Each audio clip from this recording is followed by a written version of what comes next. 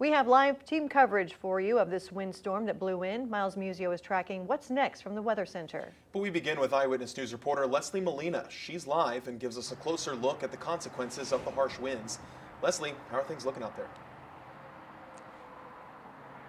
Michael, it's still definitely windy out here, but things are looking a lot calmer compared to what it looked like earlier in the day. As you can see right behind me, visibility is a lot better and people are having no issue driving home from work tonight.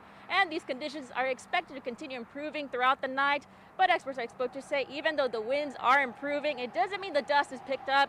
Any health risks associated with this dust are gone. They advise that if you must go outside, wear a mask like I'm doing so right now. It catches drivers by surprise. They'll drive along, they'll see a little dust, it'll be light, and then all of a sudden it'll get real heavy. High winds causing chaos for drivers Wednesday as far as the Grapevine and all the way to just west of Bakersfield, the scene of 4 separate car crashes on Stockdale Highway. And today we had what I'm going to call zero visibility, literally driving and not being able to see the front of your bumper. This video shows the conditions for drivers and the amount of dust these 50 up to 40 miles per hour winds were picking up, making it hard to see. We've had some wind gusts up to about 50, 52. So the wind flag is flying, as you can see. It continues to fly and has kicked up some dust. We've had some visibility down to as low as maybe a couple of 100 feet.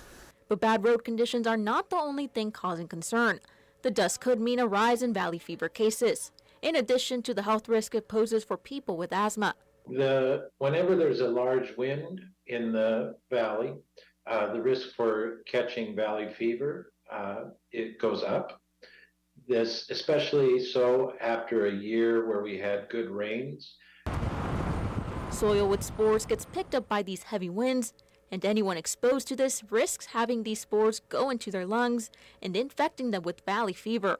Experts advise people to stay home and to avoid any unnecessary outings. You have to go outside during that kind of weather wearing a mask. It doesn't have to be an N95, but any sort of good filtering mask will do a good job of keeping you from inhaling the spores. Again, visibility is a lot better right now, and these conditions are expected to continue improving throughout the night. But experts say it's still important for people to avoid any contact with the dust moved around by this wind. They say it is most common for people to come down with Kern River Valley fever the days after these winds. And they say avoid sweeping and avoid using a leaf blower anytime the next couple of days.